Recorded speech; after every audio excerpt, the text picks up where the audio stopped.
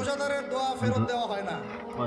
এগুলো অন্যতম একটা অস্ত্র যেমন করে ফেরত দিবে। আমরা না খেয়ে আছি, আমার বান্দা না খেয়ে আছে, আমার বান্দা পানি ত্যাগ করছে, আমার বান্দা ইয়ে করে ধরে অবশ্যই আল্লাহ পাক হ্যাঁ বাড়ালে ধরে ধরে এবার দিলে ইয়ে হয় ওটা নেই সেগুলো এর মধ্যে ধরো করে